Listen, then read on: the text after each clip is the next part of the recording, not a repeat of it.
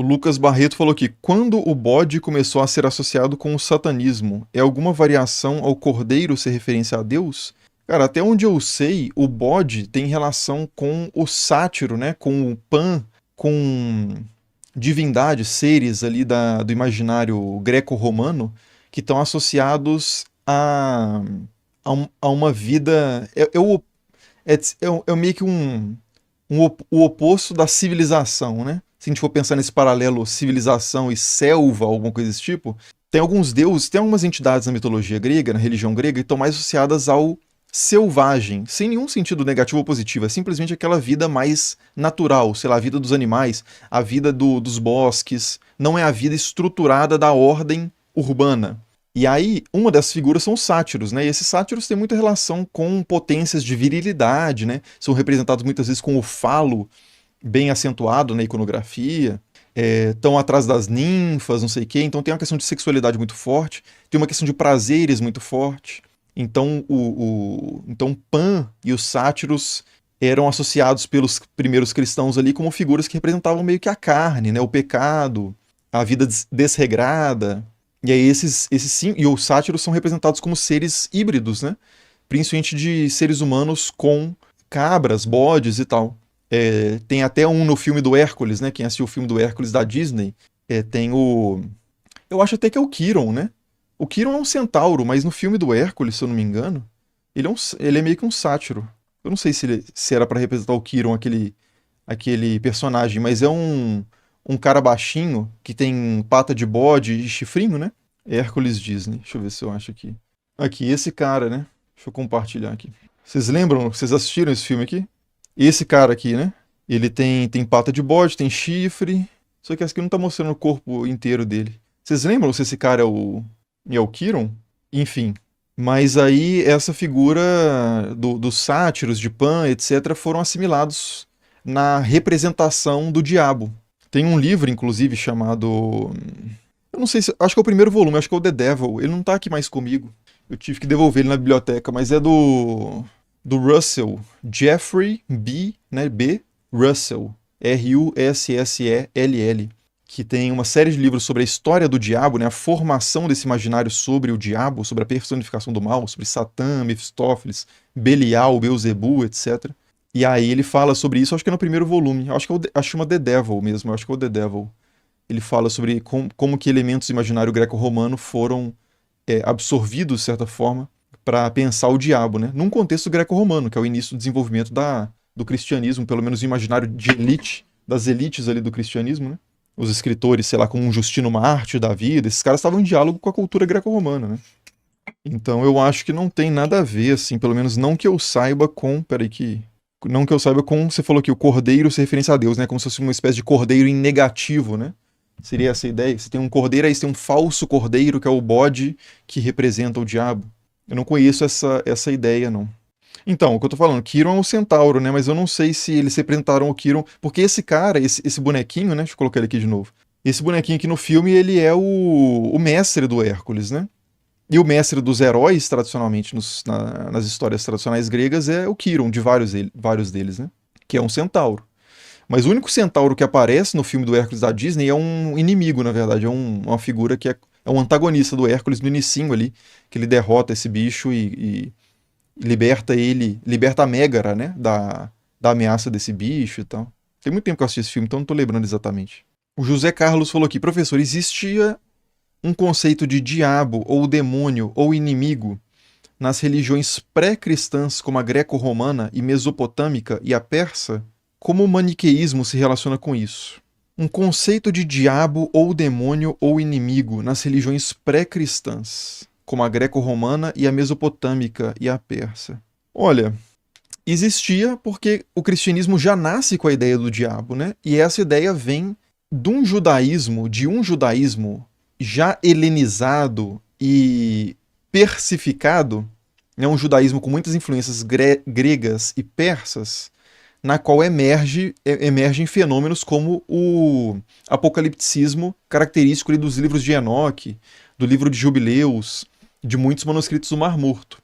São textos anteriores a Jesus e são textos que ajudam a entender o movimento de Jesus e os movimentos apocalípticos ali do primeiro século. Então, assim, essa figura do diabo, a figura de uma personificação do mal, a personificação do agente responsável pelas coisas desagradáveis que acontecem na realidade, isso é anterior ao cristianismo.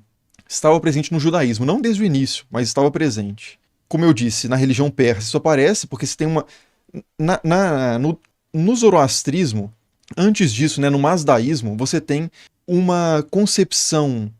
É muito complexo, é igual o Vedanta, Advaita Vedanta hindu, né? Porque tem várias expressões. Mas assim, tem uma expressão do mazdaísmo que é o seguinte, que existe um princípio do qual tudo emana, todas as divindades e tudo o que há emana, que é meio que personificado, às vezes é um ser, às vezes é um princípio, uma abstração, que é Ahura Mazda.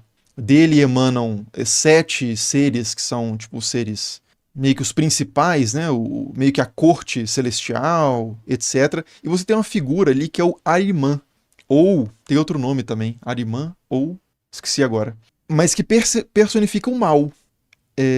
Então você tem esse dualismo. É um dualismo assimétrico. Porque a Ahura Mazda é meio que o todo. E aí você entra no problema do mal, né? Que vai acontecer no cristianismo e acontecer no judaísmo e acontece em qualquer religião. Que é se o mal, por exemplo, é uma emanação de Ahura Mazda, que é perfeito, como é que isso pode ser, né? Se ele não é uma emanação de Ahura Mazda, então ele tem uma certa independência e autonomia, então Ahura Mazda não é tudo. Aí como é que você joga com isso? No cristianismo isso acontece também, né? Deus criou o diabo, e as características que o diabo tem procedem de Deus? Ou ele consegue estar à parte o suficiente de Deus para agir de uma forma contrária a Deus, ao ponto de ser um inimigo, um adversário de Deus, sendo que Deus é o todo, é perfeito, é absoluto, é onipotente. Então ele não pode ter um inimigo. Se ele tem um inimigo, por que ele não aniquila esse inimigo num estalo, né? Aí isso vai gerando toda a discussão de Teodiceia, que tem infinitas respostas propostas. E dentro da Bíblia mesmo você encontra o diabo como uma espécie de agente da vontade divina. Você encontra o diabo como alguém que faz algo contra o que Deus quer e Deus vai punir o diabo. Essas coisas acontecem, ocorrem, né, no corpus de textos presente na Bíblia. No caso da greco-romana, existe a ideia de daimones, né? Você tem o daimon, que não é um demônio no sentido negativo, não é alguém que faz o mal. Os daimones são poderes, às vezes personificados, que têm nomes próprios, inclusive, que regem os astros, né? Regem regiões cósmicas e podem ser mobilizados por coisas como, por exemplo, a teurgia, que é você conhecer o nome dos daimones, você conhecer certos métodos de sacrifícios, jejuns, técnicas em geral para atrair, para fazer os deuses agirem, né? Isso que significa teurgia. Só que os daimones gregos não são exatamente iguais aos demônios no cristianismo, porque os demônios são exclusivamente negativos, né? Os daimones não, eles podem agir. Eles são poderes, então o poder pode ser aplicado para o bem e para o mal. Então não é uma correspondência exata. O que teria parecido? Você tem o Hades, por exemplo, né?